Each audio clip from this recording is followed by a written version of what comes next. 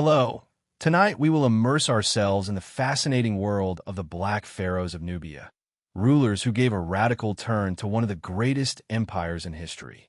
But before you get comfortable, take a moment to give a like to the video and subscribe, but only if you really like what I do here. And tell me in the comments where you see us from and what time it is there. It is always fascinating to know who joins us from different parts of the world. Now, turn down the lights, maybe turn on a fan to create a soft background murmur. And let's go together on the journey of tonight. Congratulations. You just woke up in the 8th century BC. And you are not just anyone. You soon will be the first Nubian pharaoh of the XXV dynasty of Egypt.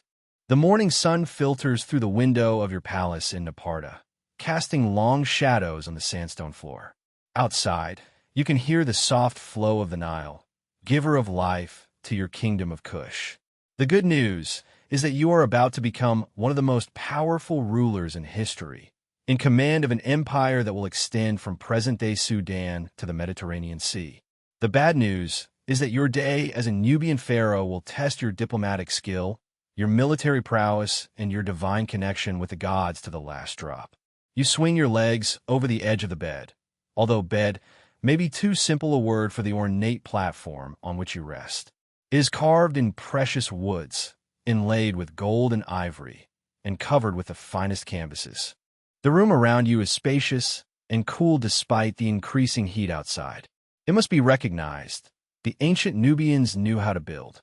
The thick walls keep the desert heat at bay, while the ingeniously placed windows allow a refreshing breeze to enter. A servant enters silently, with his head bowed. "Great Lord," he murmurs, "the day awaits your divine presence." You get up and stretch, feeling the weight of responsibility that already weighs on your shoulders. Today is not just any day. Today you will finalize the plans for your campaign in the north, the historic incursion into Egypt that will forever change the relationship between these two ancient powers. Two assistants enter to begin your morning rituals. You might think that being a pharaoh means spending the day lazing around and giving orders, but you're about to discover that every moment of your life is imbued with religious meaning and royal protocols. First comes the purification.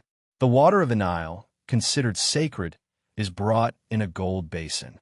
As it is poured over your hands, prayers are recited to Amun-Ra, the great god that your people have venerated for generations.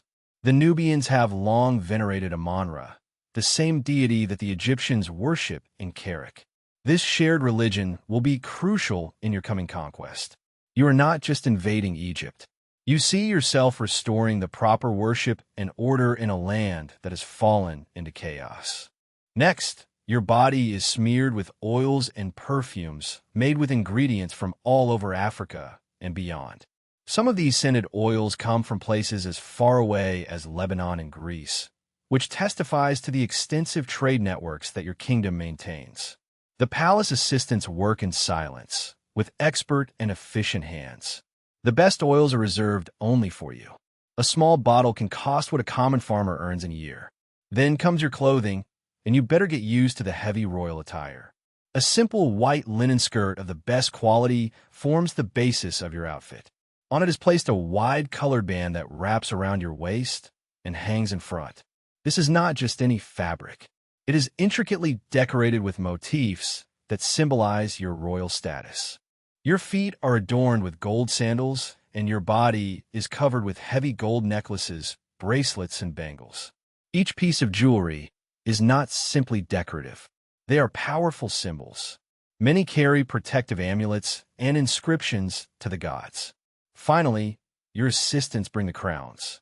Today, you will wear the distinctive double crown that symbolizes your dominion over Upper and Lower Nubia.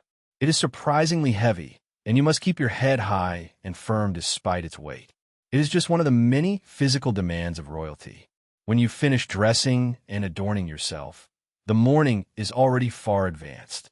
Your clothing alone can weigh about 7 kilograms, and you will wear it throughout the hot day. You better be in good physical shape to withstand all this. And that's even before you start the real work of governing. The council awaits you, great king, announces the chief butler, bowing low. You nod and head toward the Great Hall, where your military commanders and advisors have gathered. You walk with a firm and measured step. A pharaoh never hurries. Every move you make is observed and then interpreted. A hasty step could be interpreted as anxiety, a hunched shoulder as weakness. The pressure to appear divine and infallible is constant. The great hall falls silent as you enter. The stone columns rise high above your head. Their capitals are carved to resemble the open papyrus plants that grow along the Nile. Light enters through the high windows and illuminates the vibrant paintings adorning the walls. Scenes of your ancestors in communion with the gods, leading victories in battle and bringing prosperity to the land. Your advisors prostrate themselves as you sit on the throne. The throne itself is another work of art, carved in ebony and covered in gold. Its arms end in lion heads, symbols of royal power and protection. Or get up, you order, and your voice resonates throughout the room. The council meeting begins, and you are immediately immersed in complex discussions about military strategy, religious obligations, and diplomatic maneuvers. This is where you discover that being pharaoh is not just about looking magnificent. It requires great intelligence and absolute mastery of politics. Your teen-act general approaches with a map drawn on papyrus. Divine, he begins. Our scouts report that Egypt remains divided. The local princes are fighting amongst themselves. Their central authority has now collapsed. He points to several places on the map. Memphis, Thebes, Heracleopolis, all controlled by different factions. You nod thoughtfully. Egypt, once united and powerful, has fractured into rival power centers. The land to the north has entered what historians would later call its third intermediate period, an era of political fragmentation. For centuries, Egypt had been the dominant power, sometimes ruling the territories of Nubia. But now the tables have turned, and the temple of Ammonius in Karnak, you ask, referring to the most sacred place in Egypt. The priests are worried. Your high priest replies. They believe that proper rituals are being neglected. They would welcome a strong ruler who respects ancient customs. This is crucial information. You have presented yourself not as a foreign conqueror, but as a restorer of Ma'at, the ancient Egyptian concept of truth, balance, and cosmic order. Your invasion will be presented as a religious duty, which will restore proper worship to a land that has strayed from divine principles. As the meeting progresses, you learn that your army is almost ready. The famous Nubian archers, the feared archers of Kush, whose skill is legendary throughout the ancient world, form the backbone of your forces. These warriors can hit targets at distances that seem impossible for other armies of the time.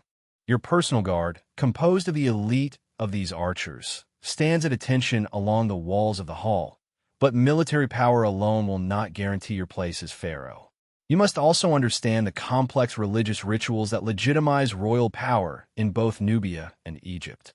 The Oracle of Ammonius in Jebel Barkal has spoken favorably about your campaign. Bless your campaign in the north, confirming you as its chosen one to restore the true cult in the two lands. This divine backing is the final piece that was needed.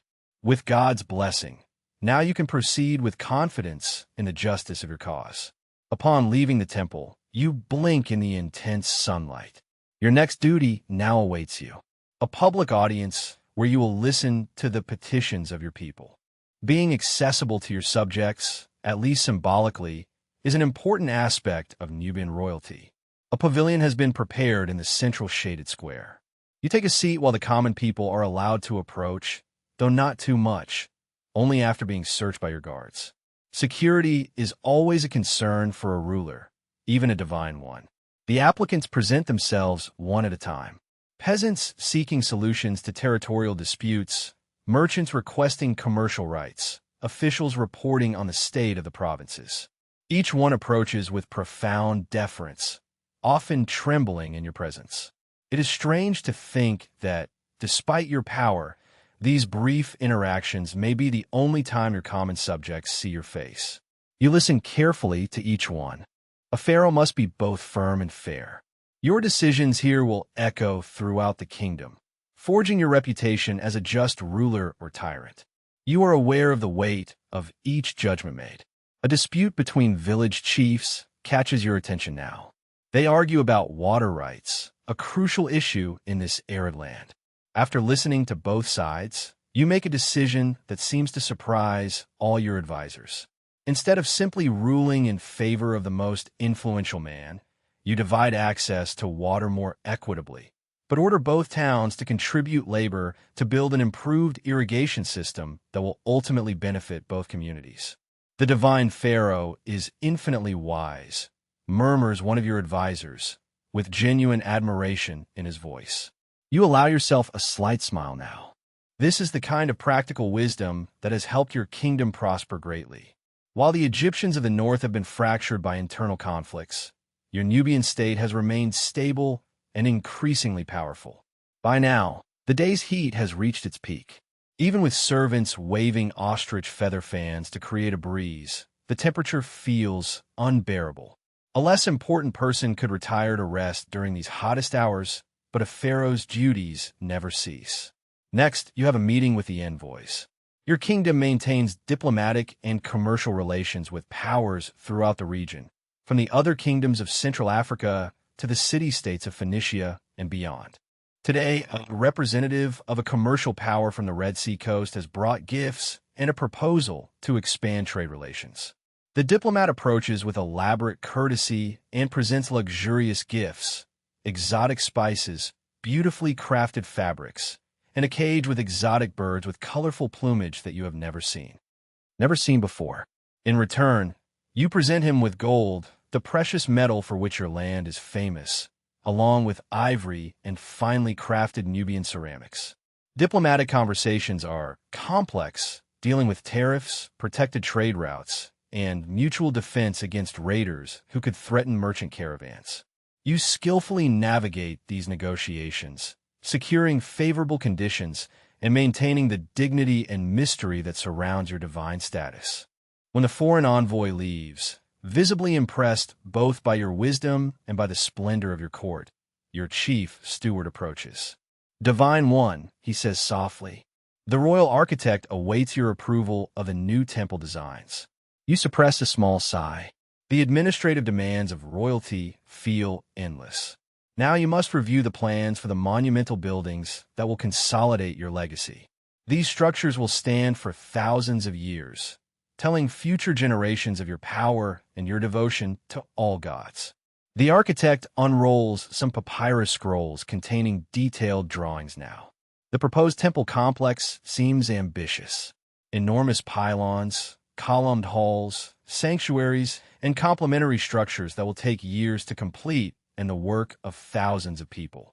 The central sanctuary will be perfectly aligned with the rising sun on the day of your coronation, great king, the architect explains, pointing to the precisely calculated orientations. You study all the plans carefully. These monuments are not mere displays of royal ego alone. They are essential expressions of the cosmic order itself. Through these buildings, you create earthly reflections of the divine kingdom, establishing harmony between humans and gods. After making several improvements to designs, you give your approval. The work will begin at once. Another step in your great vision of a unified empire extending from the depths of Africa to the Mediterranean. At this point, the day nears its end. The setting sun casts golden light upon your city. But your duties are far from finished. A final war council awaits, in which you will review the detailed plans for your campaign in the north. Your generals have gathered in a secure room, with guards to prevent spies from hearing your military strategies. Spread out on a large stone table are maps marked with the positions of your forces and the known locations of possible Egyptian resistance.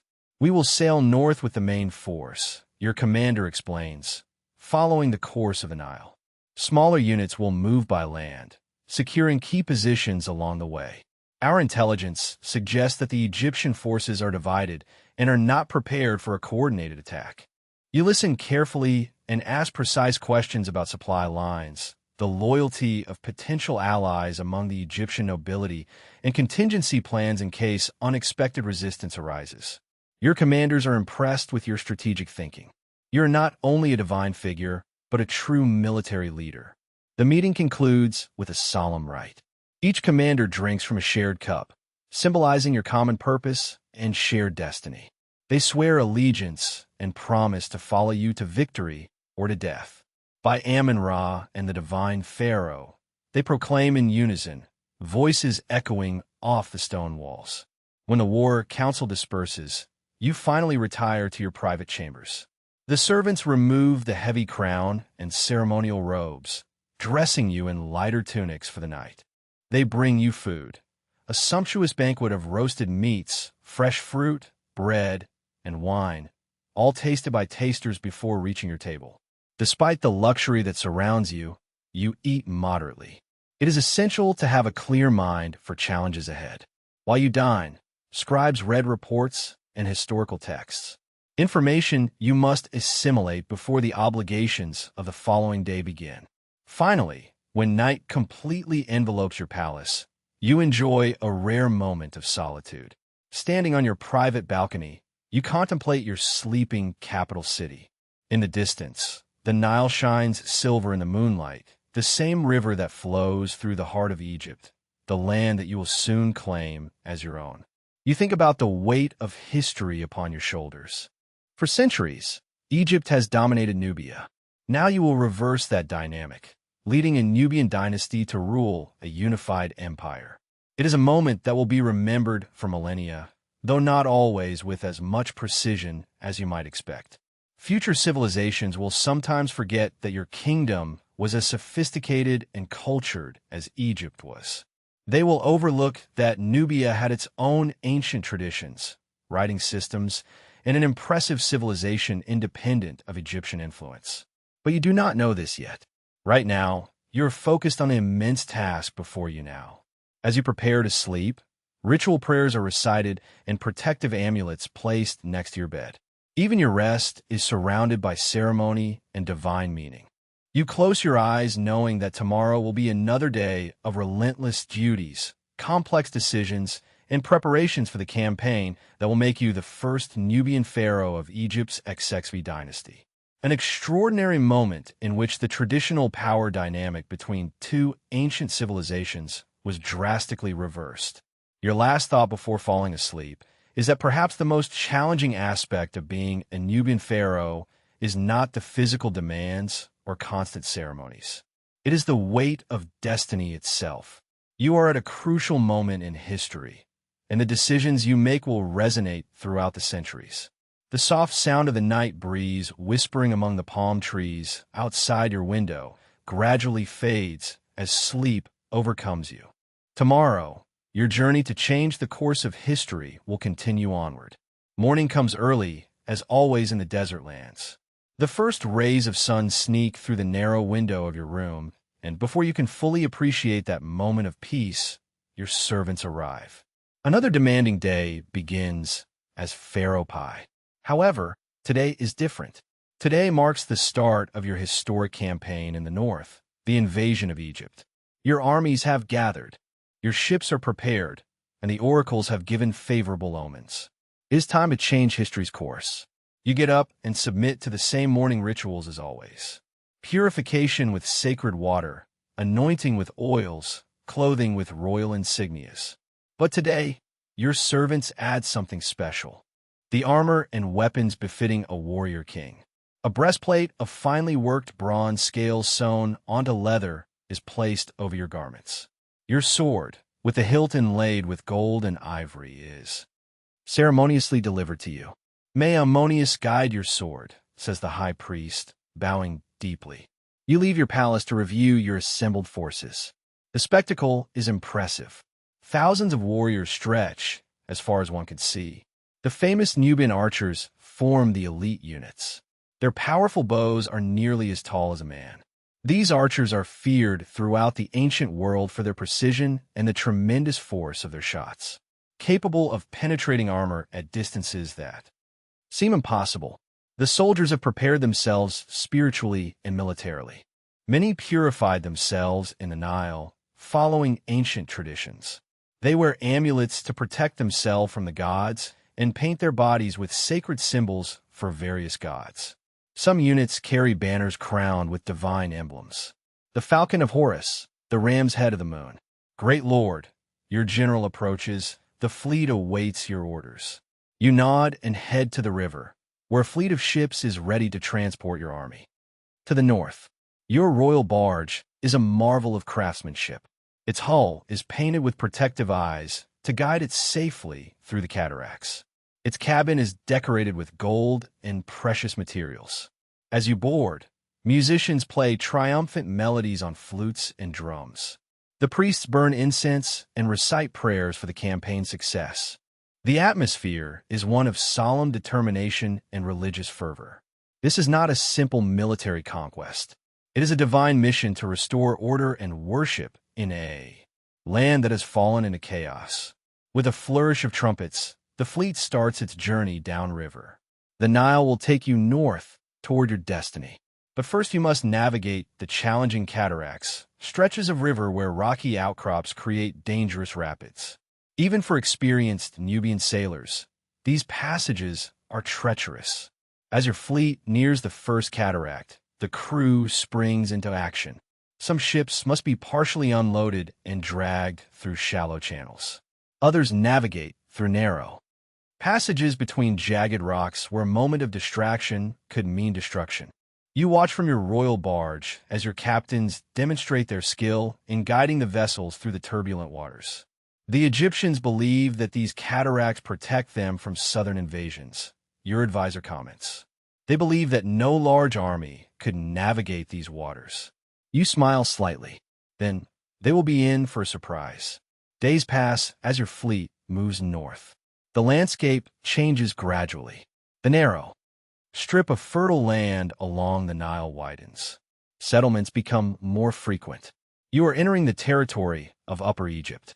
The first test of your campaign arrives at Elephantine, the traditional border between Nubia and Egypt. Here, a small garrison of Egyptian soldiers has prepared defenses. It is evident that they did not expect an army of your size, but they stand firm, loyal to their ruler. You could easily crush them with your numerical superiority, but instead try diplomacy first, a decision that will become characteristic of your conquest strategy. Tell them this. You order your herald. I do not come to destroy, but to restore Ma'at, the divine order. Those who recognize me as the chosen one of Ammonius will be treated with honor. Those who resist will suffer the consequences. The commander of the garrison requests time to consult his superiors. You grant this request, showing moderation that impresses even your own generals. The next morning, the Elephantine garrison agrees to submit to your authority. Your first victories have been achieved without bloodshed. This pattern repeats as you advance into Egyptian territory. Some cities surrender immediately upon seeing your overwhelming force. Others require demonstrations of your military power before yielding. You are careful to treat those who submit with respect, allowing local officials to retain their positions if they swear allegiance. But those who stubbornly resist face the full power of your army. In Thebes, the spiritual capital of Egypt, you find yourself in a more complex situation. The city is controlled by priests who are increasingly concerned about the declining respect for traditional religion shown by the rival princes of northern Egypt.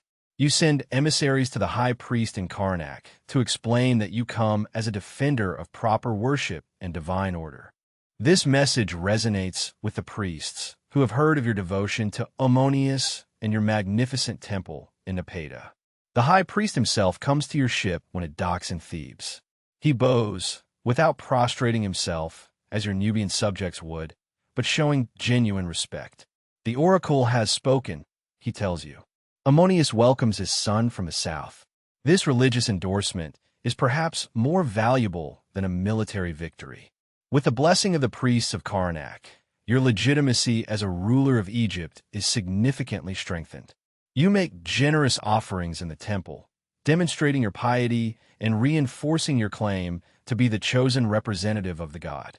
For several days, you remain in Thebes, participating in religious ceremonies and meeting with local nobles. The residents of the city watch you with curiosity. Many have never seen a Nubian up close, let alone one who claims pharaonic authority. You are aware of their scrutiny and make sure that every public appearance shows both your regal bearing and your respect for Egyptian traditions. They seem surprised that we are civilized, one of your Nubian commanders observed dryly. Let them be surprised, you respond. They will soon understand that our civilization is as old and sophisticated as theirs. With Thebes secured through diplomacy and religious alignment, you continue north. The next great challenge awaits you in Hermopolis, an important city controlled by a prince named Namlat. Unlike the priests of Thebes, Namlat has no intention of giving up his authority without a fight. The siege of Hermopolis tests your military leadership. For days, your forces surround the city, cutting off supplies while your engineers prepare siege equipment. Your archers keep the defenders at bay, who cannot effectively defend their walls.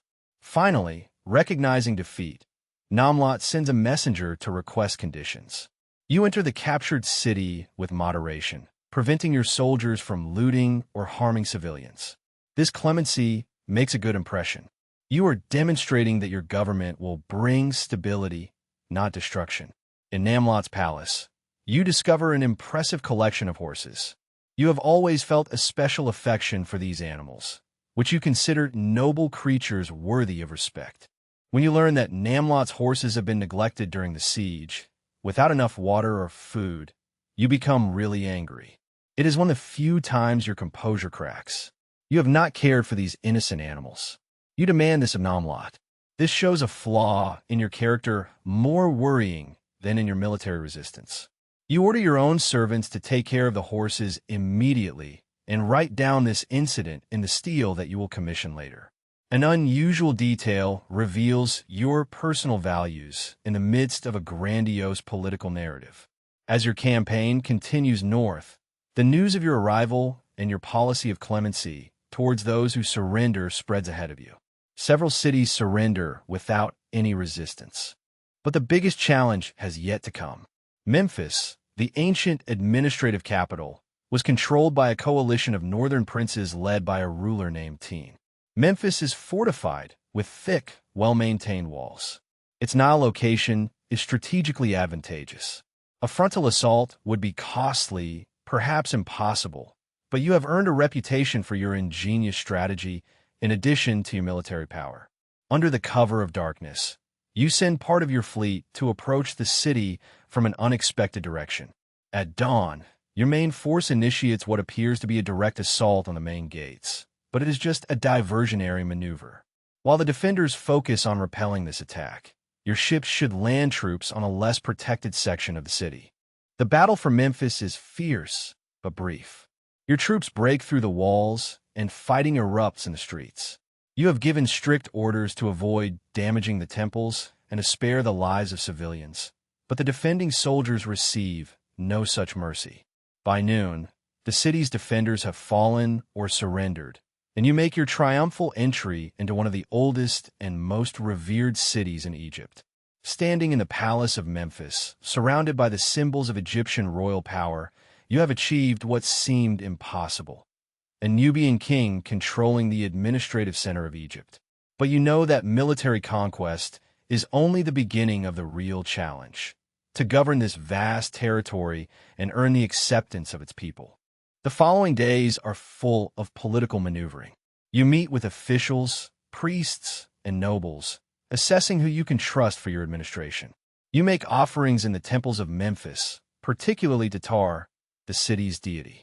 Each act is calculated to reinforce your legitimacy as pharaoh. Some of the northern princes, including Tephen, have fled rather than face your army. You could pursue them, but you make a surprising decision. You send messengers offering reconciliation if they submit to your authority. You will allow them to maintain control of their territories as vassals if they swear allegiance as pharaoh. Is this prudent, divine one? Asked one of your generals. These men will remain a threat as long as they live. Perhaps I recognize, but I have not come to destroy the government of Egypt, but rather to unite it under appropriate divine authority. If they accept me as their ruler, I will accept their local administration. This pragmatic approach, unusual for the conquering kings of this era, reflects your understanding that the administrative structure of Egypt is too complex to simply replace it with your own officials. It is better to incorporate the existing system under your authority than dismantle it. Surprisingly, most princes accept your conditions and swear allegiance. Teen, too proud to submit, sends tribute and a written oath. You accept this commitment, demonstrating strength and flexibility. With Egypt now united, at least nominally, under your rule, you face a challenge. How to govern this territory while maintaining your power base in Nubia? The distance between Memphis and Napata is vast. Over more than 1,000 miles along the winding course of the Nile, no ruler could be physically present in such an extent. You develop a system of government that will characterize Kushite rule of Egypt. You will travel between the key centers, spending time in both Egypt and Nubia. Trusted family and officials will represent you in different regions. The Egyptian administrative structures will remain intact, but will now respond to your authority. In Memphis, you commission a victory stele, a stone monument with the history of your conquest. Written in hieroglyphs, it details your campaign, emphasizes your piety toward Ammonius and other gods, and establishes your legitimacy as the pharaoh. This victory stele of Pa, as historians will later call it, becomes one of the most important historical documents of your reign. Once the political situation in Egypt stabilizes, you make a decision that surprises many of your commanders. Instead of remaining in Egypt to consolidate your rule, you announce your intention to return to Napata, your original capital in Nubia. The conquest is over, but our homeland requires the pharaoh's presence, you explain. My nephew Shabaka will remain in Memphis as my representative. This decision reveals much about your conception of royalty. Unlike many conquerors who abandon their origins to embrace the wealth and prestige of new territories, you maintain a deep connection with your Nubian homeland. Your identity remains rooted in Kush, even as you assume the additional mantle of Egyptian pharaoh. Before leaving, you visit the ancient pyramidal complexes of Giza and Saqqara. Standing in the shadow of these monumental structures built almost 2,000 years before your time, you are moved by their grandeur and spiritual significance. These visits will influence your later decision to revive the construction of pyramids for royal burials, a practice that the Egyptians had abandoned centuries ago, but which will become a hallmark of your dynasty. The return trip to Napata is long, but triumphal. In all the important cities along the Nile, you are greeted with celebrations. Your conquest has brought stability after decades of fragmentation, and many ordinary Egyptians welcome this new order, regardless of its foreign origin. Upon your return to Napata, you immediately visit the great Temple of the Moon at the foot of Jebel Barkah, the sacred mountain. There, in an elaborate ceremony, you dedicate the spoils of your Egyptian campaign: gold statues, precious jewels, rare materials, and other valuables taken from the conquered territories. This reinforces your image of a pious king who shares his success with the gods. In the following years, you embark on an ambitious construction program in both Egypt and Nubia. Temples are restored, expanded, and new ones built. Palaces and administrative buildings are erected in key cities. This construction has multiple purposes. It honors the gods, employs thousands of people, and creates visible symbols of the power and legitimacy of your dynasty. Your work on the Temple of Ammon in Jebel Barkal is especially significant. You expand this already impressive complex, adding new sanctuaries and monumental gates. The temple becomes the spiritual heart of your kingdom, a sacred place that unites Egyptian religious traditions with Nubian identity. You also introduce an innovation that will become one of the most recognizable features of your dynasty: the royal pyramids.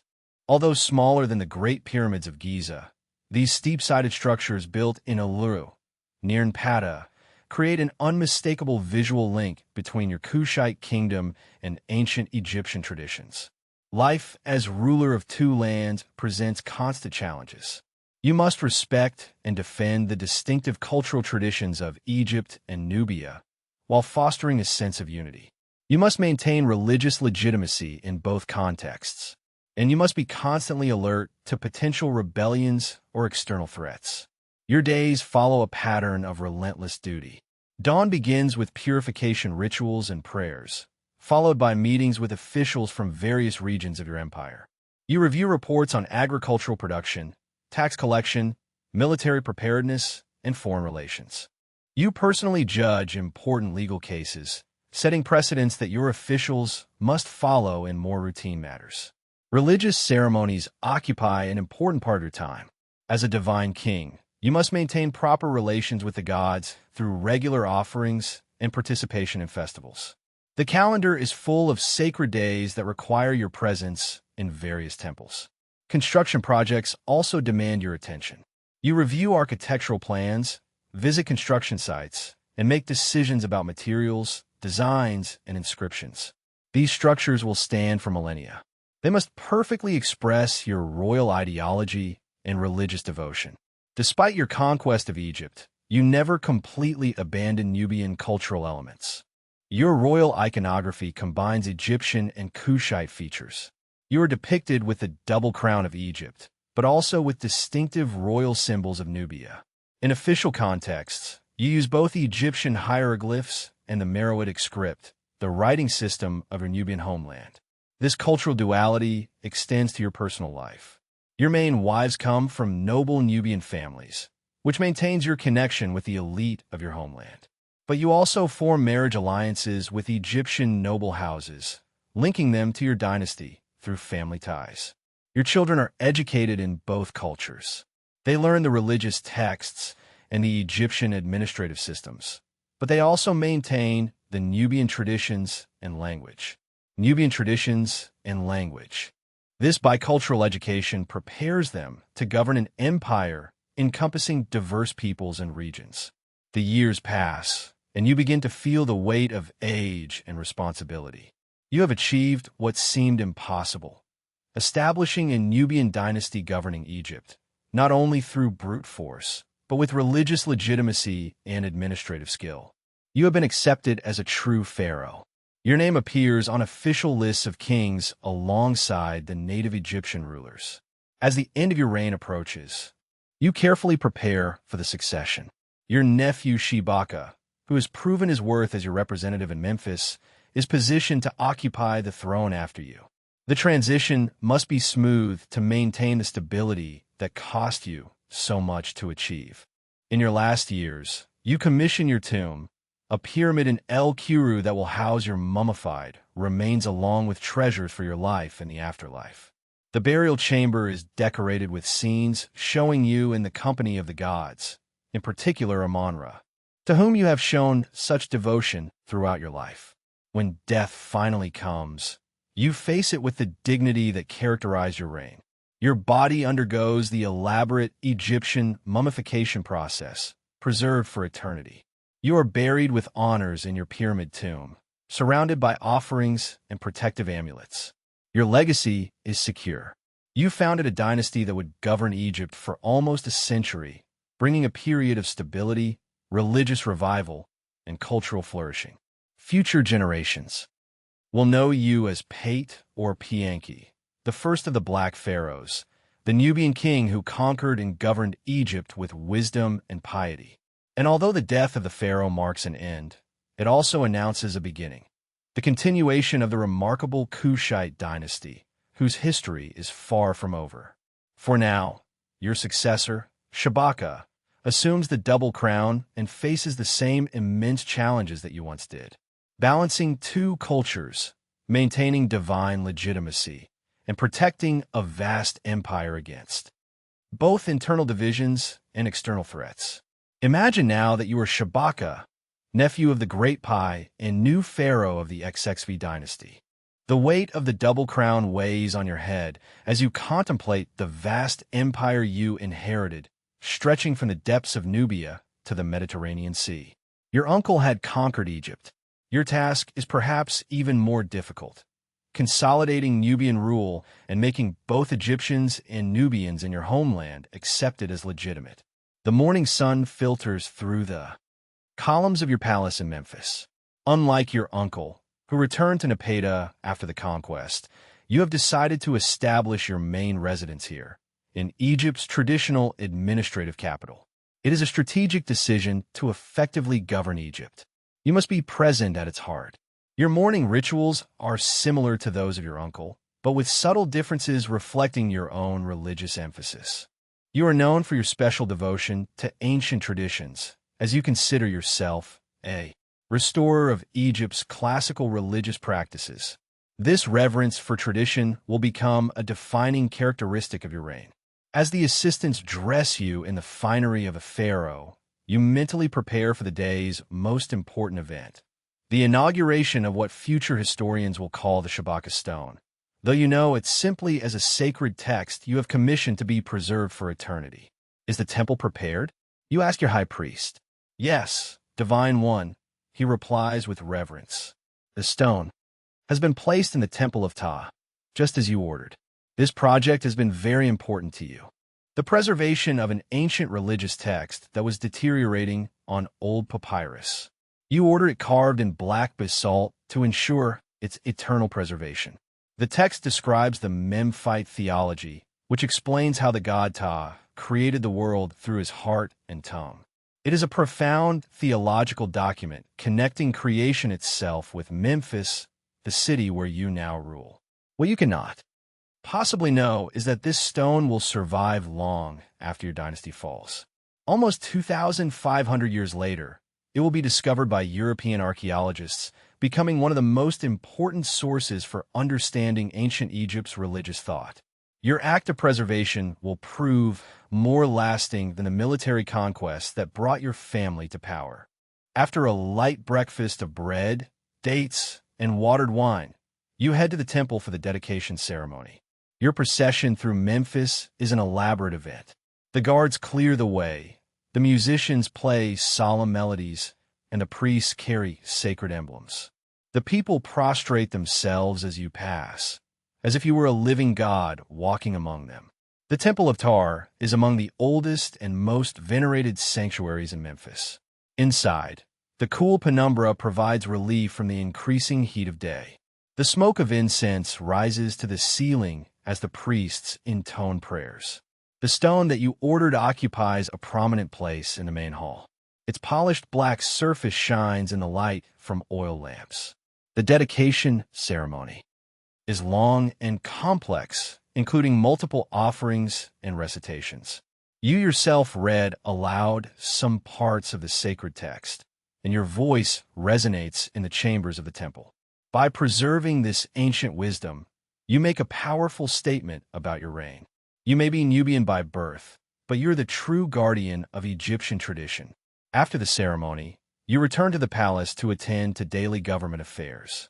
Your way of governing differs somewhat from that of your uncle's.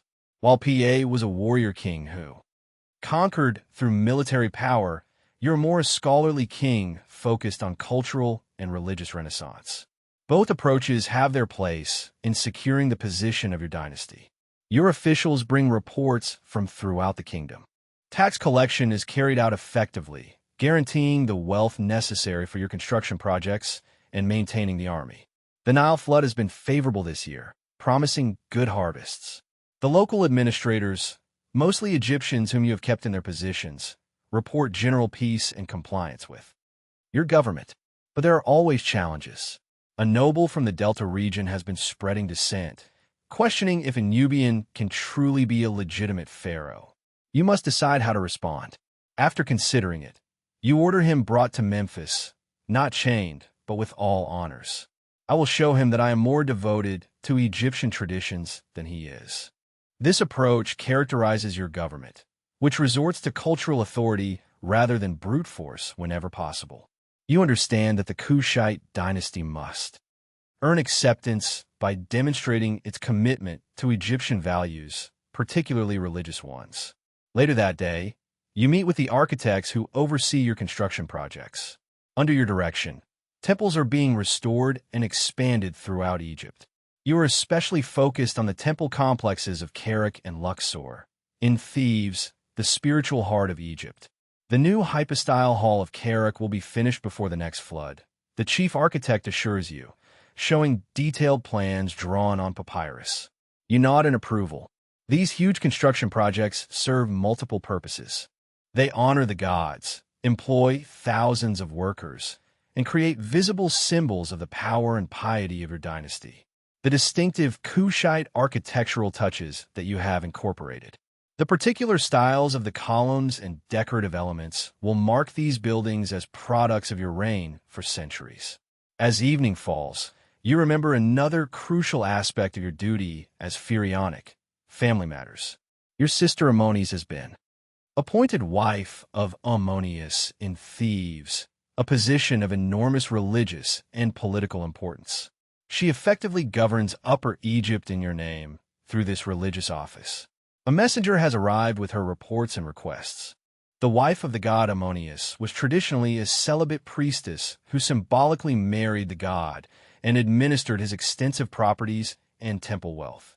By appointing your sister to this position, you have placed a loyal family member at the head of one of the most powerful institutions in Egypt.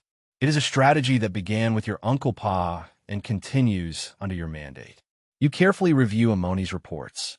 She writes about the religious ceremonies held, the administrative decisions made, and the political situations that require your attention. Her position helps ensure that the thieves, always potentially rebellious, remain firmly under Kushite control. As night falls, you can finally enjoy a more private dinner with your family, your Nubian wife, Tbikanamen, your children, and your close relatives who serve in your administration. Here, the formality of courtly life relaxes a bit. Conversations alternate between the Egyptian language you use for official matters and your native Nubian language. Your children are growing up between two cultures, educated in both Egyptian and Nubian traditions. They represent the bicultural future you envision for your dynasty. Your eldest son, Shabitku, observes and learns from your example, knowing that he will likely inherit the double crown one day. Later, in the relative privacy of your chambers, you review a diplomatic message that has previously arrived from Assyria, the powerful empire that is expanding from Mesopotamia. His king, Sargon II, sends formal greetings, but attention lingers. The Assyrian influence is growing in the Levant, the region along the eastern Mediterranean, serving as buffer between your kingdom and theirs. We must watch them closely, you tell your foreign affairs advisor. For now, maintain cordial relations, but reinforce our presence in the eastern Delta and Sinai. This Syrian threat will increase in the coming years until it becomes the biggest external challenge for the Kushite domain in Egypt. But for now, it remains distant, something to watch more than fear.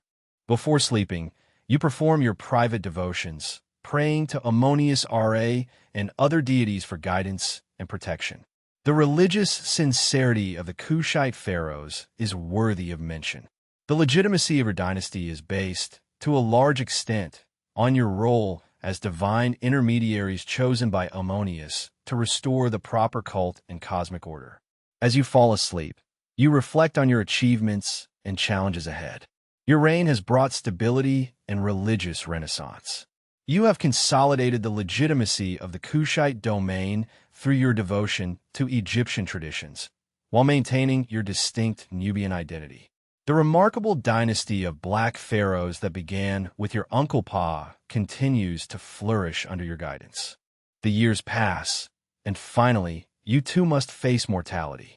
When death arrives, you are buried with all the Egyptian royal honors in a pyramidal tomb in Ulu, in your homeland of Nubia. Continuing the tradition established by Pa, your nephew Shabku succeeds you, becoming the third Kushite pharaoh of the Xxv dynasty of Egypt. The reign of Shebku is relatively brief, but it continues the patterns established by you and Pete, maintaining Kushite control over Egypt, supporting religious institutions, and carefully watching the growing Assyrian threat in the northeast. But it is his successor who will truly define the dynasty, both in glory and tragedy. Now imagine that you are Taharka, the fourth ruler of the Kushite dynasty. You ascend to the throne as an energetic and ambitious young man. Your predecessors conquered Egypt and established the Kushite domain.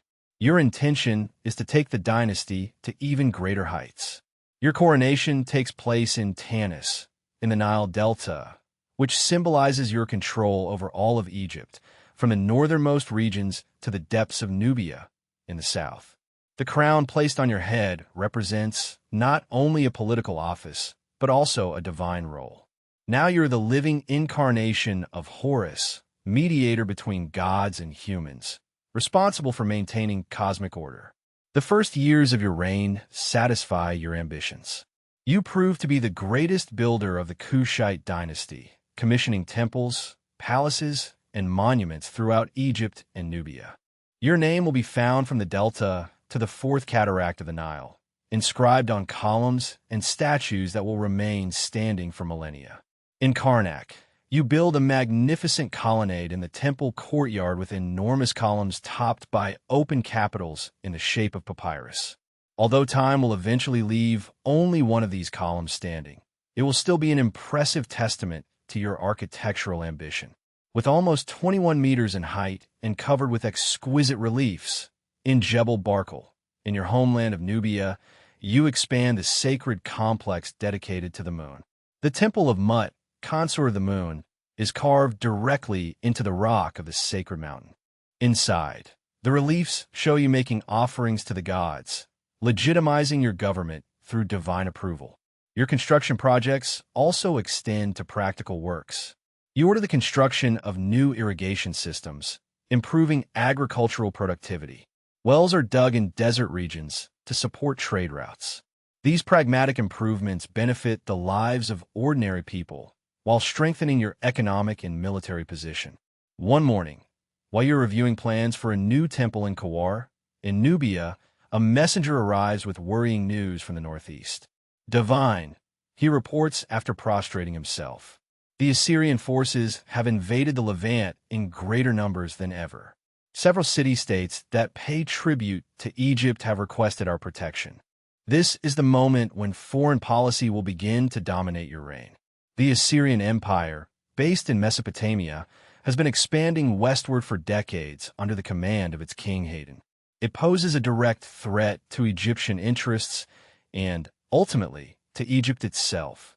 You summon your military commanders and advisors to hold an emergency council. Before your spread maps showing the coastal regions of the Levant and the Assyrian advanced positions. For centuries, Egypt has considered this area part of its sphere of influence, a buffer protecting its northeastern border. We must support our vassals, you declare, after listening to various opinions, and prepare the army to march east. This decision sets in motion events that will define the last part of your reign. The first confrontation with the Assyrian forces goes well. Your army manages to make them retreat and protect the allied cities of Egypt and the Levant. You commission victory monuments to celebrate this success, not realizing it will be temporary. The demands of international politics now occupy much of your time. You forge alliances with various powers that also fear Assyrian expansion. One of your most important alliances is with King Hezekiah of Judah, who resists Assyrian dominion. This alliance becomes part of religious texts that will continue to be read for thousands of years. The Hebrew Bible narrates how Taraka, king of Ethiopia, came to support Judah against the Assyrian king Sennacherib during his siege of Jerusalem. The biblical account describes how the Assyrian army mysteriously withdrew after your intervention, a key diplomatic and military achievement for your dynasty. Despite these initial successes, the Assyrian threat continues its growth. Their technological and military advantages, their iron weapons, their advanced siege equipment, and their overwhelming number make them a formidable enemy. Your kingdoms of Egypt and Kush, though rich and sophisticated, struggle to match their military innovations. In 671 BCE, a catastrophe occurs. Esarhaddon launches a large-scale invasion of Egypt. Your forces fight bravely, but are overwhelmed by the Assyrian war machine. Memphis falls, and you are forced to retreat south, where you take refuge among the thieves. For the first time, Kushite control of Egypt is seriously threatened. The following months are among the most difficult of your reign. From Dens, you reorganize your forces and plan a counterattack. When the news arrives that Esarhaddon has withdrawn most of his army to deal with other matters, seize the opportunity. A rapid advance north allows you to recover Memphis and re-establish Kushite control over much of Egypt. This victory proves ephemeral. In 669 BCE, Esarhaddon marches on Egypt again. Although he dies during the campaign, his son Ashurbanipal continues the invasion. The Assyrian forces are overwhelming, and this time they advance beyond Memphis to the capital. The capture and looting of Thebes in 663 BCE marks a traumatic moment in the history of Egypt. This great religious center that had stood for centuries is now in foreign hands. The Assyrians sack its temples and palaces, taking countless treasures, including 2 huge obelisks to be transported to Nineveh. You are forced to retreat to your Nubian homeland, effectively ending Kush's control over Egypt. After almost a century of rule, the dominion of the XXV dynasty over the 2 lands ends. However, even in this defeat, you maintain your royal dignity and religious authority. In Napata and throughout Nubia, you remain the pharaoh, the divine king chosen by Ammonius. The last years of your reign focus on strengthening your Nubian kingdom and preserving what remains of your dynasty's legacy. You continue construction projects in Nubia, especially in Nuri, where you establish a new royal cemetery. Your pyramid there, larger than those of your predecessors, becomes your final resting place. Despite the loss of Egypt, you are remembered as one of the greatest kings of the XXVTH dynasty. Your architectural achievements, military campaigns, and cultural patronage leave an indelible mark on the history of both Egypt and Nubia. The religious revival that you and your predecessors defended influences Egyptian culture long after Kushite political control ends. When death finally comes, you are buried with due ceremony in your pyramid at Nuri.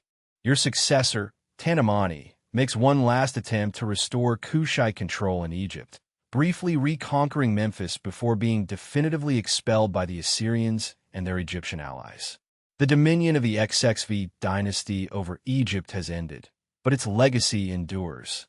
For almost a century, the Nubian kings ruled as pharaohs, bringing stability, religious revival, and cultural flourishing.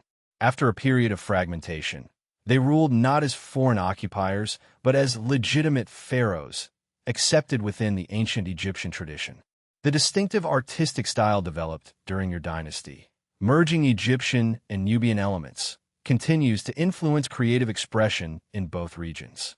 The religious texts that you preserved, in particular the Memphite theology on the Shabaka stone, ensure that ancient wisdom survives for future generations, and the pyramids that you built in Nubia stand as enduring monuments of the power and cultural sophistication of your dynasty.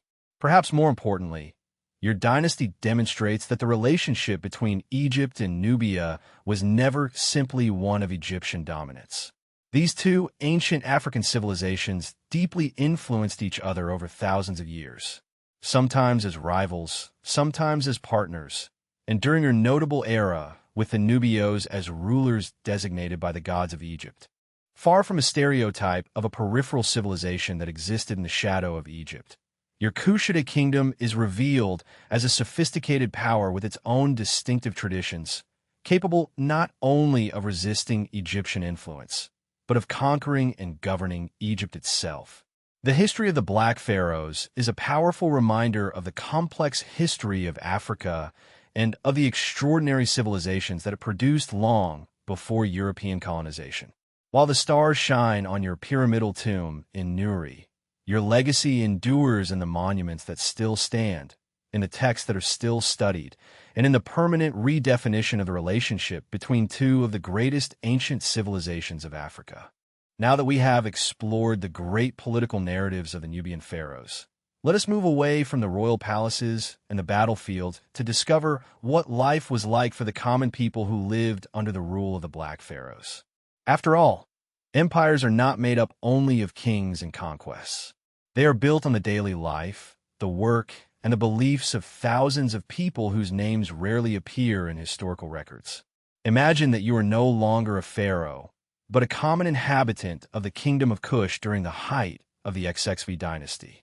The sun rises over your adobe house in a small village on the banks of the Nilo, somewhere between the third and fourth cataracts, in what is now northern Sudan. This is the heart of Kush, the powerful African kingdom that sent its rulers north to conquer Egypt. Your house is simple but comfortable, built with sun-dried mud bricks that keep the interior surprisingly cool despite the scorching heat outside. The walls are thick, with small windows located high up to create air circulation and minimize direct sunlight. The flat roof, which is accessed by a ladder, serves as an outdoor relaxation area during the hottest months, when the interior gets too hot at night. The interior floor is of tamped earth, which is swept every morning. Reed mats serve as seating during the day and as beds at night. Storage vessels contain your home's precious supply of grains, carefully protected from pests and insects. Clay oil lamps provide light after sunset, although most activities follow the natural rhythm of daylight. When the first rays of sun peek through the door, you get up to start your day. If you are a farmer, like most people in this society, your schedule is dictated by the seasons and the river during the flood, when the Nilo overflows and covers your fields. You may work on the maintenance of irrigation canals or on other tasks, such as repairing tools and buildings. When the waters recede, leaving behind a fertile silt, the sowing begins, an exhausting job that consists of preparing the land and sowing seeds. The Nubian agricultural system is based both on the natural floods of the Nilo and on increasingly sophisticated irrigation methods. The sharduf, a simple but effective device with a counterweight on one end of a stick and a bucket on the other, allows you to lift water from the river to irrigate fields beyond the natural flood zone. Other, more complex irrigation systems, powered by oxen, further expand the cultivable area. Your main crops are sorghum and millet, ancient native cereals perfectly adapted to the African climate. These hardy plants form the basis of the Nubian diet. You also grow barley to make beer, various vegetables such as onions and cucumbers, and perhaps some fruit trees if you're lucky enough to have an orchard. If you are a woman in this home, your morning begins with the preparation of food. With a stone grinding pallet, a technology that has not changed in thousands of years, you grind sorghum or millet to make flour for the day's bread. It is a physically demanding job that requires strength and endurance, as you have to push the grinding stone back and forth over the base stone for up to an hour to produce enough flour for your family. The bread you make is not the leavened bread that the Egyptians know, but flatter, denser cakes that are cooked on a clay griddle over an open fire. Sometimes you can add honey or dates for special occasions, but most days it is simply the staple food that provides most of your family's calories. While the main meal is being prepared, the children are sent to collect water from the Nilo or from the community wells. It is common to see young girls learning from a very early age to carry water in balance on their heads. Water is not only used for drinking and cooking, but also for the ritual washing that precedes prayers in this increasingly Amunizada religious culture. If your family has animals, perhaps a few goats, sheep, or chickens, they also need to be cared for. Livestock represents wealth and food security in this agricultural society. Cattle are especially prized, although they are usually only owned by the more affluent families. For most normal households, smaller animals provide meat, milk, and eggs on an occasional basis to supplement the cereal-based diet. By mid-morning, the heat of the day begins to increase. If you're working in the field, you have already been working for several hours, perhaps together with neighbors in a community job. Agricultural work is often organized collectively, with families helping each other during critical planting and harvesting times. The social structure of Nubian villages maintains some egalitarian principles despite the highly stratified nature of the kingdom in general. The village elders make many local decisions by consensus, although ultimately everyone answers to officials appointed by the pharaoh's administration. Land ownership follows complex patterns, with some communal plots and others assigned to specific families. If you're not a farmer, you may be engaged in one of the many specialized trades essential to Nubian society. The production of ceramics is especially important. Nubian ceramics are not only functional objects, but works of art with distinctive decorative motifs that archaeologists can still identify thousands of years later. The characteristic red ceramic with a black top, created using a special firing technique, is especially prized. Other crucial trades are weaving, basketry, leatherwork, and metallurgy. Goldsmithing is especially important in the Kingdom of Kush, which controls the main gold-producing regions. The precious metal is not only for royal treasures. It appears in the jewels worn by many strata of society, although the quantity and quality vary greatly according to social status. At noon, the sun is relentless. Work usually stops during the hottest hours, and families take refuge in the shade to have the main meal. This usually consists of bread, beer, and perhaps a vegetable stew seasoned with locally grown herbs and spices. Meat is reserved for special occasions for most common families. The beer that is drunk bears little resemblance to modern versions. It is thick, nutritious, and relatively low in alcohol. It is more a staple food than an alcoholic beverage. Everyone drinks it, including children, as it is often safer than water and provides essential calories and nutrients. After the midday meal and rest, work resumes in the afternoon when it is a little cooler. For children, this may include formal education. If it is a privileged family linked to the temple or administrative systems, the Kushite elite knows how to read both Egyptian hieroglyphs and the native Meroitic writing, although the latter develops more fully after the XXV dynasty. However, for most children, education is more practical than literary, as they learn the skills they will need as adults by working alongside their parents. Children often follow their parents' profession, while girls learn household chores and crafts from their mothers and other women. As the working day ends, community life takes center stage. The village market can liven up in the cooler hours, with people trading, exchanging news, and socializing. If you have items to exchange, perhaps the surplus from your garden or handicrafts that you have made, you will barter them for things that your family needs. Although most of the daily exchange is done through barter, the Kushite kingdom uses certain items for the most important transactions. Gold rings of a specific weight serve as currency between merchants and for the payment of taxes to royal officials. Speaking of taxes, the pharaoh's presence is felt even in the most remote villages through the periodic collection of a portion of the harvest or production. Royal officials keep detailed records of what each community owes, and local chiefs are responsible for ensuring proper payment. These taxes finance the court, the temples, the army, and the enormous construction projects that characterize the XXV dynasty. If you live during the height of Kushite power, when they controlled Egypt, you might occasionally see these resources return to your community as infrastructure improvements, irrigation systems, grain storage facilities, and temples. The Kushite pharaohs, particularly Harker, were known for their practical public works that benefited the common people, as well as their more monumental construction projects. As night approaches, religious practices become part of the routine in many homes. While the elaborate ceremonies of the great temples are led by professional priests, family worship takes place in homes and local shrines. Small figurines representing the deities, Ammonius Ra, Isis, Hathor, and others from the Egyptian pantheon, along with indigenous Nubian gods such as Apidmak, the lion-headed warrior god, may occupy a special place in your home. The religious practice of common Nubians during this period represents a fascinating synthesis. While the royal ideology focuses largely on Ammonius Ra, everyday spirituality incorporates a wider range of deities and practices. Some elements go back to the indigenous A and C cultures of prehistoric Nubia, while others reflect the Egyptian influence of centuries of cultural exchange. It is customary to wear protective amulets, especially children and pregnant women, who are considered especially vulnerable to spiritual dangers. They can be simple clay or stone pendants with divine symbols inscribed, or more elaborate pieces made of faience. A ceramic material with a glassy surface if your family has the means.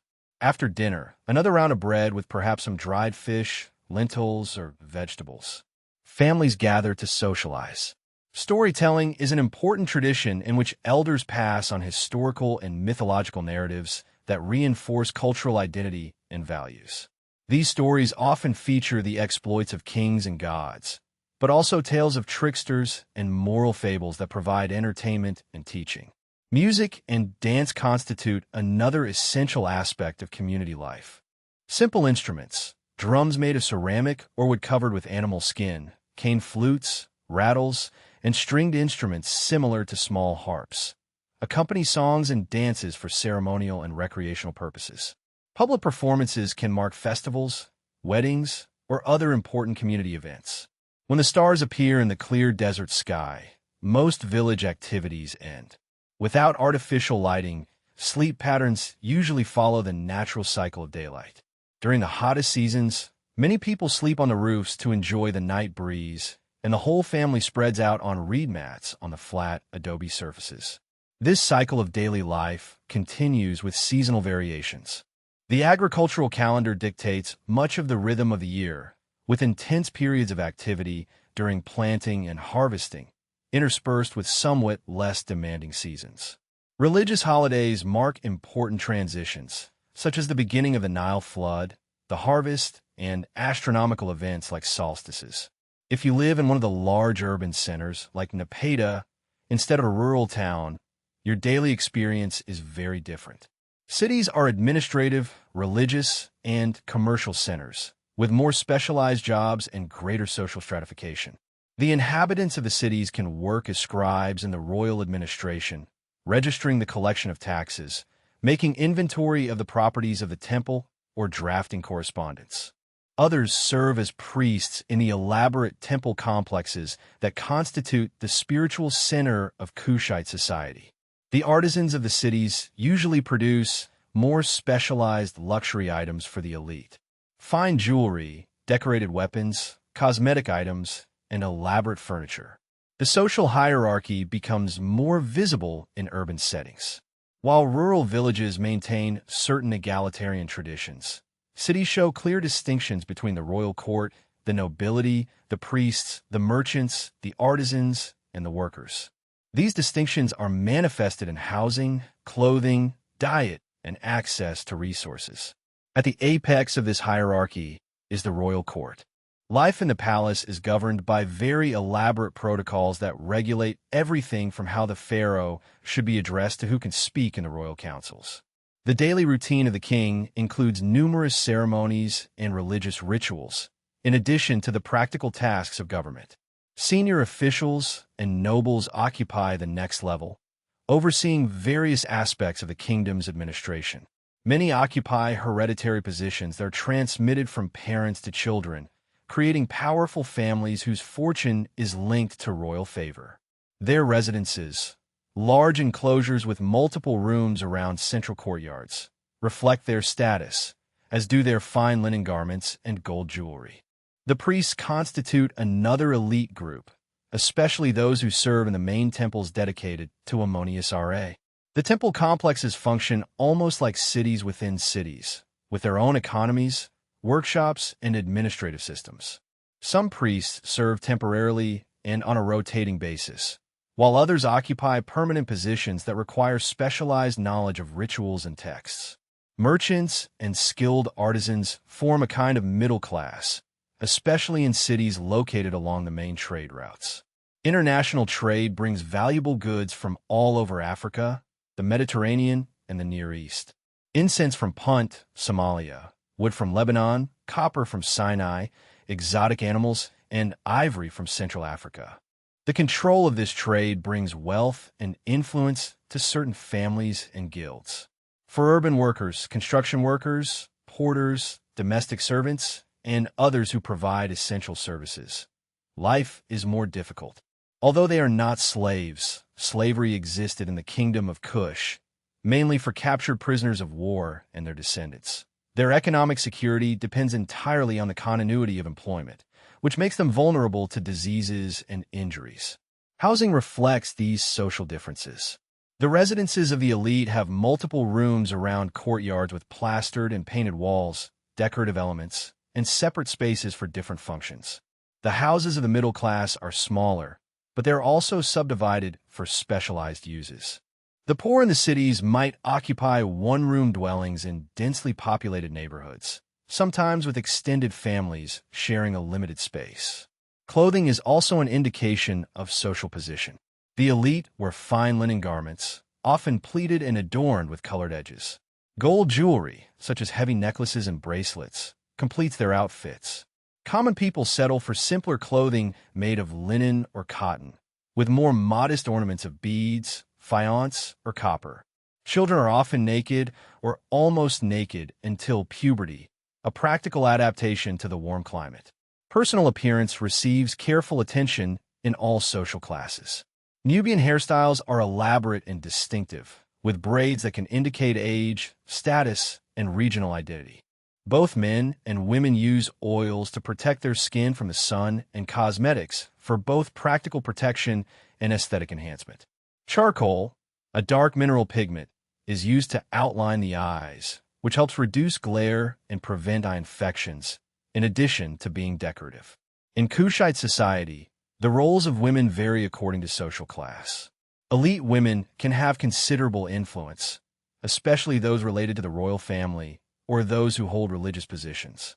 The institution of the wife of the god Ammonius, controlled by the Kushite princesses during the XXV dynasty, represents one of the highest status positions to which women could aspire in the ancient world, with religious authority and considerable political power. Common women take care of domestic tasks, contribute to agricultural work, and often engage in specialized trades, such as pottery and textile production.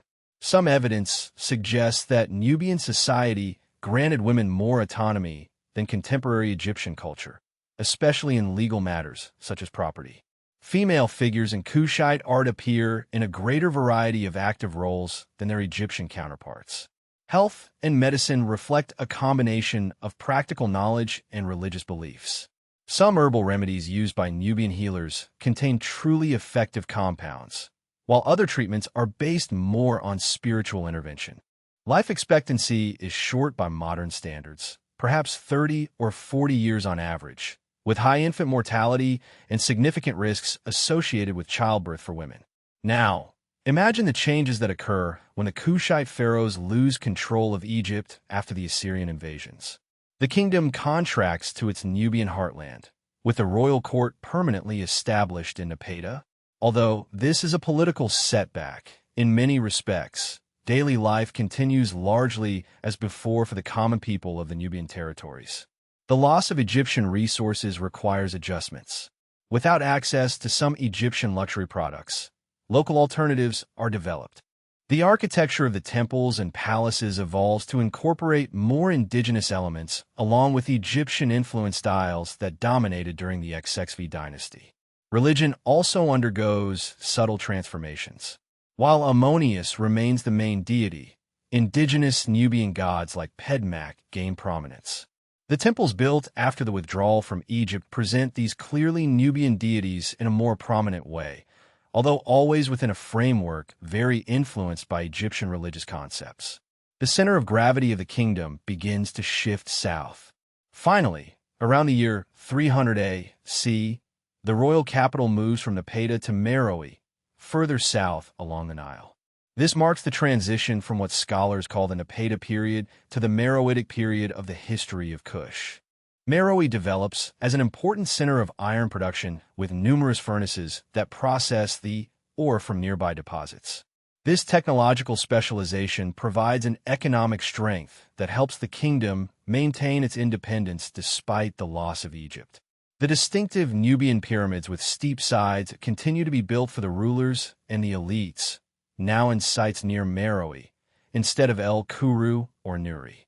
The Meroitic period sees the full development of the indigenous writing system.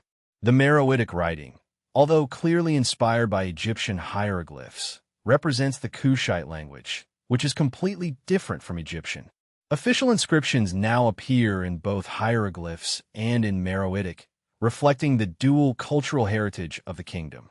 Trade routes change slightly, with greater emphasis on connections with Central Africa and the Red Sea than with the Mediterranean. However, exotic products continue to arrive in the kingdom, including items from places as far away as India and China, which arrive through the ports of the Red Sea and land routes. Throughout these transitions, certain distinctive aspects of Kushite culture persist. The famous Nubian archers maintain their reputation for excellence and remain the military backbone of the kingdom. The ceramic styles continue to show the characteristic decorative motifs that identify them as clearly Nubian. Religious syncretism, the mixture of Egyptian and indigenous traditions, remains a defining cultural characteristic. Perhaps most significantly, the memory of the XXV dynasty, when the Kushite kings ruled as pharaohs of Egypt, continues to provide ideological legitimacy to the royal line. Even centuries after the withdrawal from Egypt, the Kushite rulers represent themselves with the double crown and other symbols of Egyptian royalty, maintaining the claim to be the legitimate heirs of this ancient tradition. For ordinary people, these grandiose political narratives may seem distant from the daily concerns of agriculture, family, and the local community. However, the cultural pride associated with the period of the Black Pharaohs probably permeates all levels of society, reinforcing the sense of Kushite identity and the historical importance that helps to maintain the kingdom despite the various difficulties. This remarkable civilization continued for centuries after the end of the XXV dynasty, and the kingdom of Kush remained independent until approximately the 4th century AD. Finally, changes in trade patterns, resource depletion, and pressure from the emerging kingdom of Aksum in Ethiopia contributed to its decline. However, the legacy of Kush, and in particular the extraordinary period in which the Nubian kings ruled as the XXV dynasty of Egypt, endures far beyond the political existence of the kingdom. Archaeological discoveries continue to reveal the sophistication of this African civilization, challenging previous historical narratives that marginalized the role of Nubia or described it simply as a cultural appendage of Egypt. The story of the Black Pharaohs and the kingdom they ruled is a powerful reminder of the complex pre-colonial history of Africa. A history of sophisticated states with monumental architecture, distinctive artistic traditions, complex religious systems, and far-reaching trade networks. Far from being peripheral in world history, Nubia and its remarkable XXV dynasty represent a central chapter in the development of ancient civilization. As our journey through the world of the Black Pharaohs of Nubia comes to an end, let's explore how this remarkable chapter of history was almost forgotten, then rediscovered, and what it means for our understanding of ancient Africa and current world history. The story of how the legacy of the Black Pharaohs survived over millennia is perhaps as fascinating as their own reign. Imagine now that you are in the scorching desert of northern Sudan. It is the year 1842, and you are a European explorer named Carl Richard Lepsius. The ruins that stretch before you are impressive. Dozens of pyramids with steep slopes rising from the sand, temples with columns covered in hieroglyphs, and statues of forgotten kings. However, almost no one in Europe or America knows that these monuments exist. For centuries, the Western understanding of ancient history focused almost exclusively on Greece, Rome, and Egypt, largely ignoring the sophisticated civilizations that flourished in Nubia. When Nubia was mentioned, it used to be described as a primitive and backward cultural area, important only as a source of gold and slaves for Egypt. This narrative was deeply flawed, as Lepsius and other pioneering archaeologists began to discover. The pyramids they found in El Kru, Nuri, and Meroe were not poor imitations of Egyptian monuments, but expressions of a distinct and sophisticated civilization with its own traditions and achievements. The inscriptions they documented revealed that there were kings and queens who had not only ruled Nubia, but had conquered and ruled Egypt itself as the XXV dynasty. Why had this story been so completely forgotten in Western accounts? Part of the answer lies in ancient politics. When the Assyrians expelled the Kushite rulers from Egypt, they tried to erase the evidence of the XXV dynasty, destroying statues and monuments. Later, the Egyptian pharaohs of the XXVI dynasty continued this process, deliberately damaging or desecrating the Kushite monuments and inscriptions. But there is a deeper reason related to modern prejudices. When European scholars began to systematically study ancient Egypt in the 18th and 19th centuries, Many felt uncomfortable with the evidence of the existence of sophisticated black African civilizations that had conquered and ruled Egypt. These findings contradicted the racial theories used to justify European colonialism and the transatlantic slave trade. As a prominent 19th-century scholar said, when faced with evidence of Nubia's achievements, I cannot recognize in the people portrayed the black type. The so-called Ethiopian dynasty was not of black origin, but Hamitic. This remarkable statement reveals the extent to which racial prejudices influence supposedly objective historical analysis, leading scholars to ignore Nubia's achievements or attribute them to supposedly non-African influences. Fortunately, archaeological evidence persisted throughout the 20th century. The continuous excavations revealed more and more the construction of the Aswan High Dam in the 1960s, which would flood many ancient Nubian sites under the waters of Lake Nasser, led to emergency archaeological work that dramatically expanded knowledge of the region's past. Today, museums around the world exhibit impressive artifacts that testify to Nubia's sophistication. The Museum of Fine Arts in Boston houses one of the largest collections of Nubian artifacts outside of Africa, including magnificent jewelry, sculptures, and ceramics from the XXV dynasty. The British Museum houses the famous Shabaka stone, with its crucial theological text. In Khartoum, the National Museum of Sudan shows spectacular findings from royal tombs and temples. But perhaps the most powerful testimony to the achievements of the Kushites remains the monuments they left behind.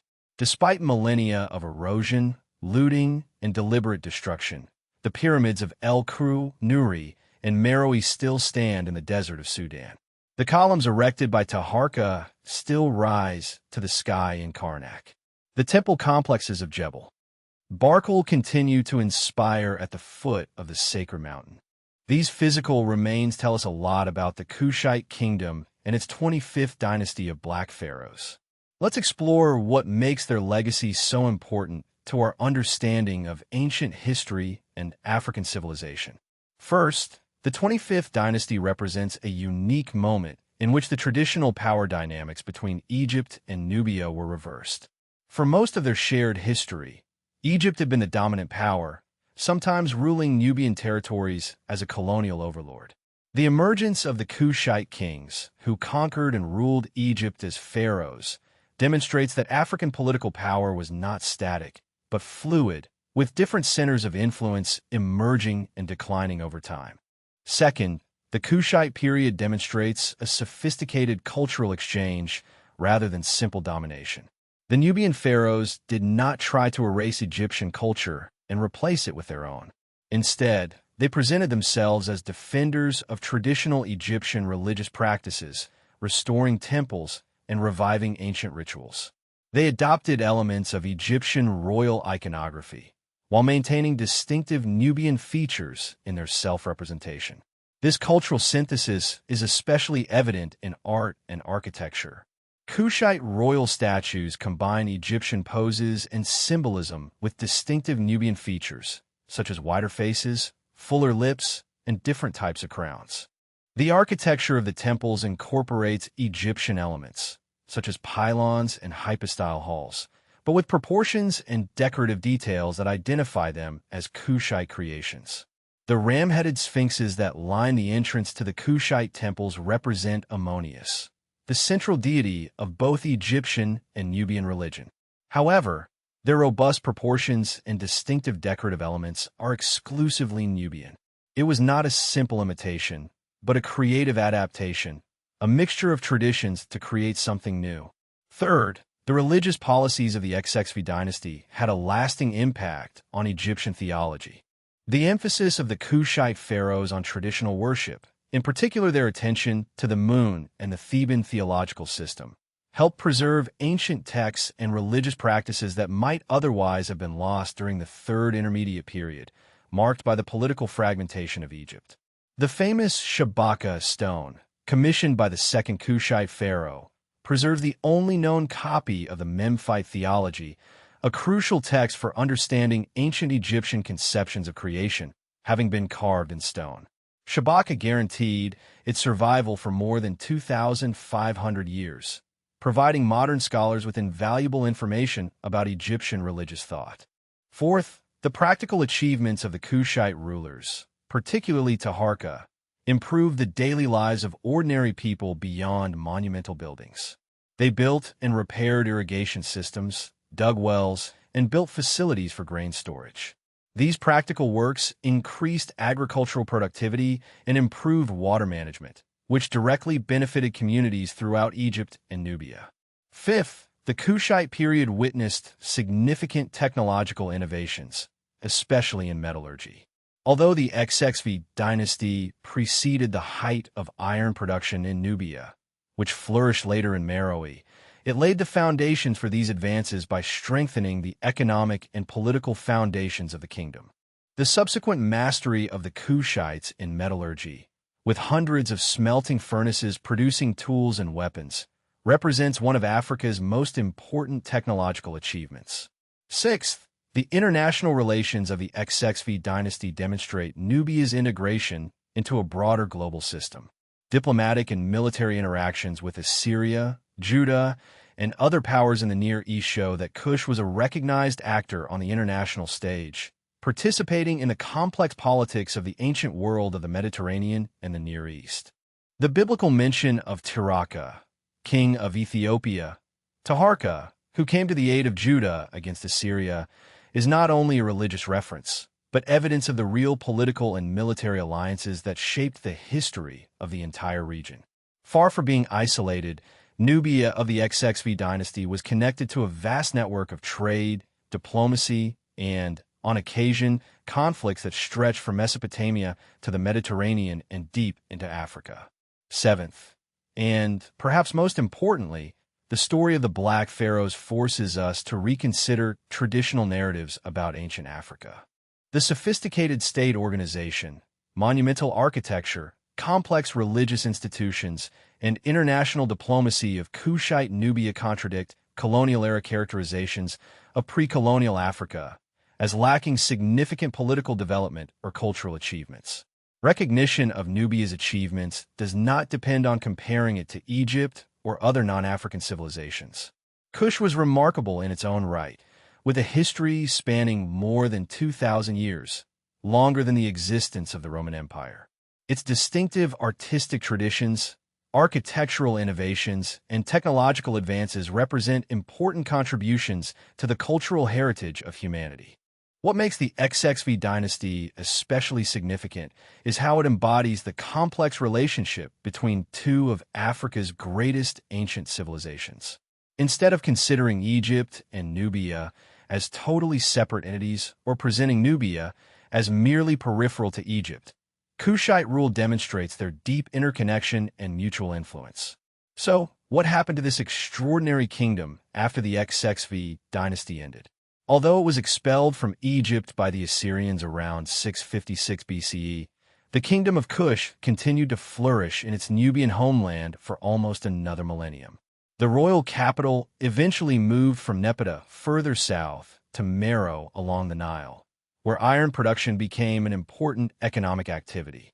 During this Meroitic period, the kingdom retained many cultural elements established during the XXV dynasty, such as the pyramidal burials of the rulers, the cult of the moon along with indigenous deities such as the lion god Apdam, and an artistic tradition that mixed Egyptian and Nubian elements.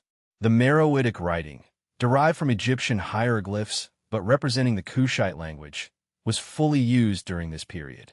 The Kushite queens, whose title was often translated as Candace in Greek and Roman sources, acquired special prominence during the later Meroitic period.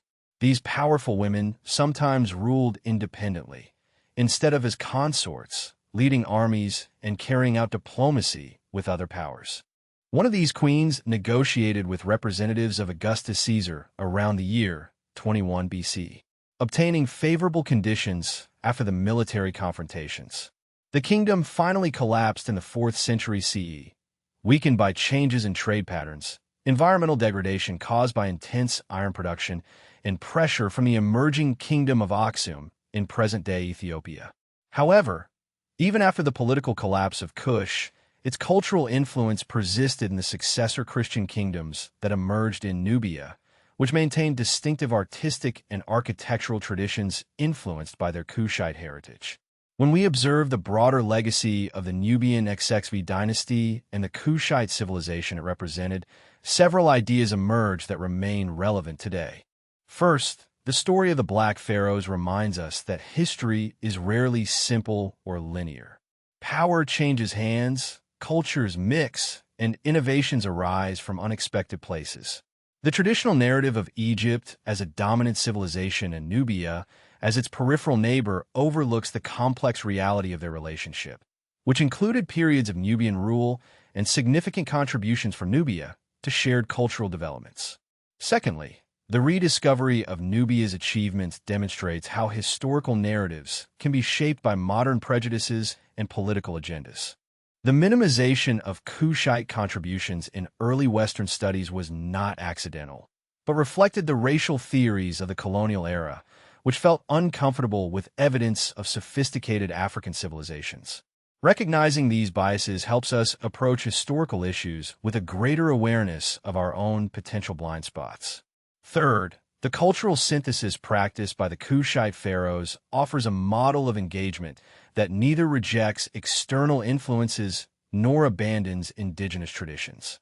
The rulers of the XXV dynasty adopted elements of Egyptian culture that served their purposes, while maintaining distinctively Nubian traits in their representation and governance. This selective adaptation allowed them to function effectively in the Egyptian context, while preserving their own cultural identity. Fourth, the emphasis of the XXV dynasty on restoration and preservation, the reconstruction of temples, the documentation of ancient texts, and the recovery of traditional practices demonstrates an awareness of the value of history that resonates with modern concerns about cultural heritage. By consciously positioning themselves as protectors of tradition, the Nubian pharaohs not only legitimized their rule, but also ensured the transmission of knowledge that might otherwise have been lost. Fifth, the practical achievements of rulers like Taharqa remind us that, even in societies where kings claimed divine status, effective governance often depended on meeting the material needs of ordinary people. The irrigation works, wells, and grain storage facilities built during the XXV dynasty likely contributed more to ensuring popular support than grandiose theological claims or monumental architecture. Finally, the story of the Black Pharaohs contributes to a more accurate and nuanced understanding of Africa's pre-colonial past. Instead of treating the continent as a blank space awaiting European discovery or assuming that significant advances must have come from abroad, recognizing Nubia's achievements helps restore the agency and complexity of African historical narratives. The pyramids that rise from the desert of Sudan, the colossal statues of the Kushite kings, the temples with their ram-headed sphinxes. These are not curiosities or footnotes to Egyptian history, but monuments of one of the world's great ancient civilizations. The fact that this story has remained hidden for so long says more about modern prejudices than about the real importance of Nubia. Today, archaeological work continues in Sudan, with new discoveries regularly expanding our knowledge of Kushite civilization. Advanced techniques, such as satellite imagery, geophysical surveys, and DNA analysis, are providing new data on issues that have intrigued researchers for generations. Each finding adds details to the panorama of this extraordinary African kingdom and its dynasty of Black Pharaohs. For the inhabitants of modern Sudan, this ancient heritage represents an important link to their past. Despite the political difficulties that have sometimes complicated archaeological work and the conservation of sites, many Sudanese are immensely proud of their country's role as the cradle of this sophisticated civilization. The pyramids of Meroe appear on Sudanese currency and in tourist promotions as symbols of national identity and historical achievements. Also in Egypt, the contribution of the Kushites to the country's long history is increasingly recognized. The XXV dynasty is now properly included in exhibitions and educational materials about Egypt's pharaonic past, recognized as a period of religious renaissance and cultural flourishing, instead of being dismissed as a foreign interruption. For the world at large, the story of the Black Pharaohs offers an important correction to simplified narratives about ancient history. It demonstrates Africa's central role in early civilizations, reveals the complexity of intercultural interactions in the ancient world, and reminds us that power and influence have never been limited to a single region or people. As we conclude our journey through the world of the Black Pharaohs of Nubia, perhaps the most important conclusion is simply an appreciation for human creativity and resilience throughout time and space. The kings and queens of Kush, the artists who sculpted their statues, the priests who maintained their temples, the engineers who built their pyramids, and the ordinary people who lived under their rule were all part of a vibrant civilization that made lasting contributions to human heritage. When you see images of the pyramids of Meroe, the ram-headed sphinxes of Jebel Barkal, or the face of Taharqa in a museum statue, remember that you're contemplating something more than just interesting artifacts. You are contemplating the legacy of rulers who redefined the relationship between two great African civilizations, who preserved ancestral wisdom while creating a new cultural synthesis, and who built monuments that have stood the test of time. The story of the Black Pharaohs reminds us that the tapestry of history is made up of many threads that conventional narratives have often overlooked. By recovering and appreciating these forgotten stories, we gain a richer and more accurate understanding of our common human past. As the stars shine over the ancient pyramids of Nuri and El Kuru, where the Nubian pharaohs rest in their eternal rest, their legacy continues to inspire new generations of scholars, artists, and ordinary people fascinated by this remarkable chapter in Africa's long and complex history. The Black Pharaohs may have ruled almost 3,000 years ago, but their achievements and the questions they raise about power, identity, and cultural exchange remain deeply relevant today. And perhaps that is the greatest testament of their importance. Not only for having ruled Egypt and Nubia for a century, not only for having built monuments that still stand, but because their history continues to challenge us to think more deeply and inclusively about the ancient world and the diverse civilizations which shaped it. As you immerse yourself in sleep, imagine again the procession of a Nubian pharaoh through the great temple of Kerak, the sun reflecting on the golden royal garments, the priests reciting ancient prayers, the crowds watching with awe. This was not an aberration of history, but a part of its rich tapestry. A moment in which the traditional narrative shifted, in which the conquered became conquerors, in which the cultural current flowed both south and north. In that image lies a powerful reminder that the path of history is never straight or simple, that power changes unexpectedly, and that human achievements know no geographical or racial boundaries. The history of the Black Pharaohs, long hidden, has reemerged to take its rightful place in our understanding of the ancient world, a testament to the key role of Africa in the development of human civilization.